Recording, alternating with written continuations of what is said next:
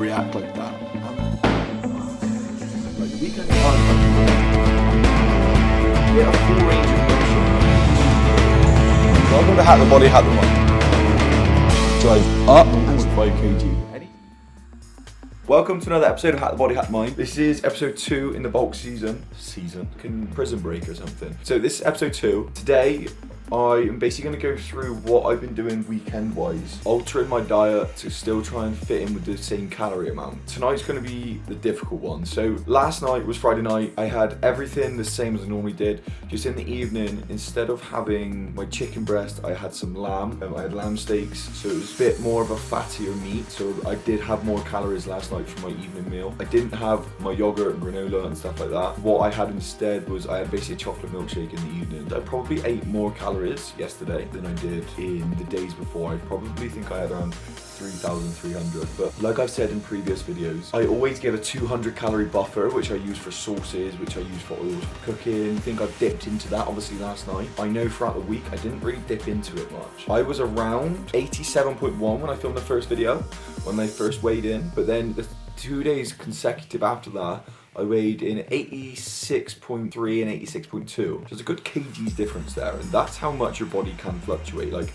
in a 3-day period, I haven't lost a kg. It just hasn't happened. What has happened is water, kind of, because if I've taken in a lot of salt from the weekend, which I probably did because I was eating a lot of processed food, then I come in and I'm probably holding a lot more water on that Tuesday when I weigh myself. So compared to Wednesday and Thursday morning when I've been eating the same thing, assuming 86.2 is around where I'm at. We're gonna obviously take the average of the 3 weigh-ins that I've done, so 87.1, 86.2 and 86.3, I think it was. I've got it written down somewhere.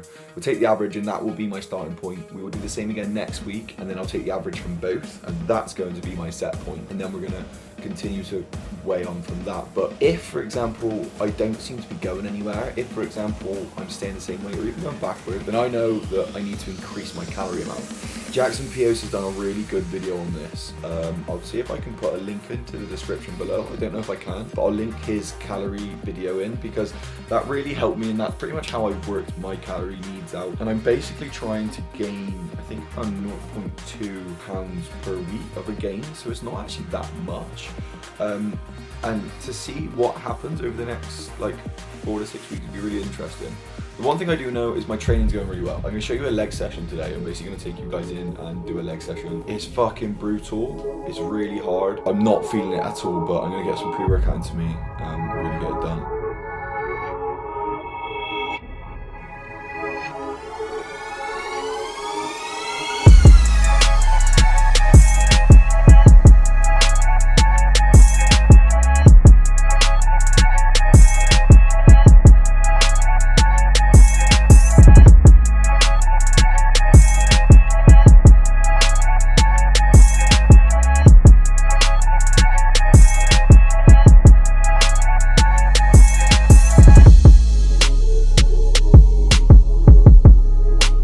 That's the fucking shit bit of having like a log of what you're doing, because then you look back a week before and you see what you've got to do fucking for today, and you wish you never did what you did last week. It's a game, I guess.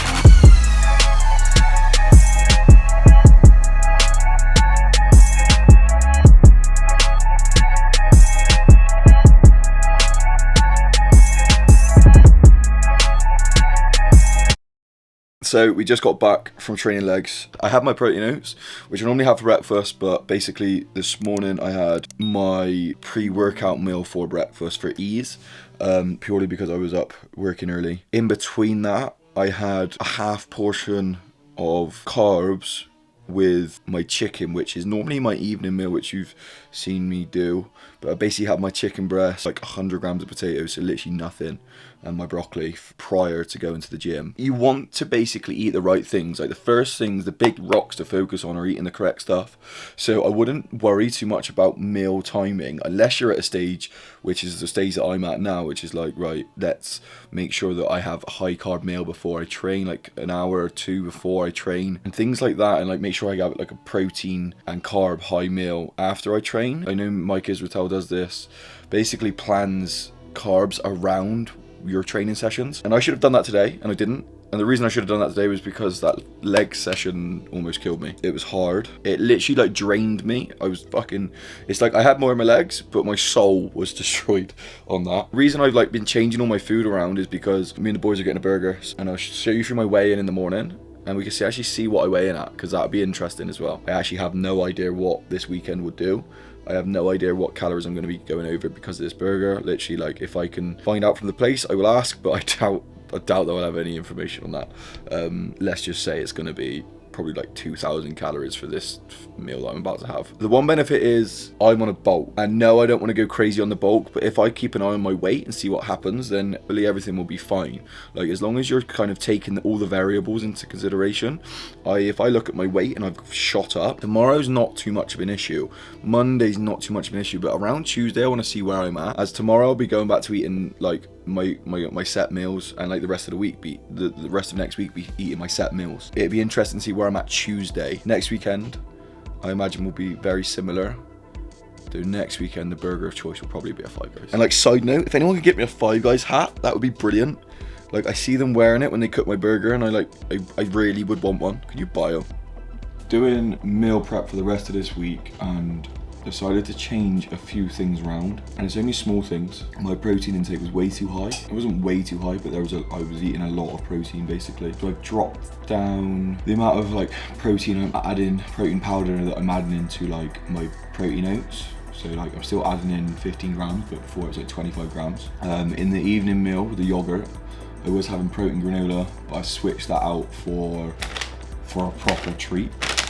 I basically, again, to lower some of my protein, just kind of, and to be honest with you, this was because of cooking. Every time I'd cook the mincemeat, I'd always have like portions, which was 150 grams worth of mincemeat, and then one which was like not even, it was just like 90 grams. So I basically managed to cut it down to 130 grams so I could make 4 portions. So just to make my life easier, but also to lower that protein intake, because I didn't need that much. Like, still getting 2.4 grams per kg of body weight, which is like way at the top end. I don't really need to be getting that much. Basically, during this bulking thing, I've weighed myself 3 times a week, and I advise clients weighing themselves every day. The reason I get you to weigh every day is because our body weights fluctuate throughout a week. Me, for example, last Monday I weighed in at 87.1. On the Thursday I weighed in at 86.2. Yesterday morning I weighed in at 88.2. Within about a 5-day period, I'd fluctuated 2 kg. Obviously, I'm trying to gain weight, but if you were trying to lose weight, for example, the same thing could happen, and you could fluctuate that amount during a week. If you weighed yourself on a light day and then weighed yourself on a heavy day, you're going to be pretty annoyed with the results you're getting. I always like to kind of take a few measurements and not just go by kind of our weight. I know if your end goal is to lose weight, I always ask, but why? Why are you trying to lose weight? If I said to you, whatever your weight now, so you're 60 kgs, you look in the mirror, you don't like what you see, but then you start training for 6 months, you look in the mirror and you're really happy with the results, you're really happy with how you're looking, yet you're still 60 kg. Would it matter that you haven't lost any weight? Probably not. Main thing is how you look and how you feel. So start to judge basically how you're going on how you look and how you feel if you are a regular person. Like, if you have to cut weight, if you have to be a certain weight for your sport, it makes sense to monitor your weight. If you are a regular person, then when you do decide to monitor your weight, at least give yourself a chance by measuring yourself every day. Take other measurements into consideration, go by your performance, by how you look in the mirror, by how you feel, and you could take circumference measurements of your body so you can see what's kind of fluctuating there. Don't always take like the scales as gospel, and please do not look at them as the thing you should be focusing on. The thing you should be focusing on is consistency, getting good sleep, is being hydrated, is eating the correct foods, is trying to do things which will improve your overall life, not just worrying about and kind of getting anxiety over a number on a scale. It's nice to look at a number and see it going down, but if you look at that number and it's going up, yet you're feeling better, you're looking better, you're gonna probably take away from the wins you're actually getting from feeling and looking better, with the kind of doubt and the kind of dread that you're heavier. If you are weighing, like I said, weigh multiple days per week, not just on one day, because you could weigh yourself on a light day on week 1, and then week 2 you weigh yourself on a heavy day, and somehow you've gained 2 kgs, even though if you measure yourself every single day, we'd probably see a correlation that you're actually going down over the week. You're not just kind of going up in this fashion that it seems used to be if you only weighed yourself every Monday. When you're trying to gain weight as well, measuring your arms and your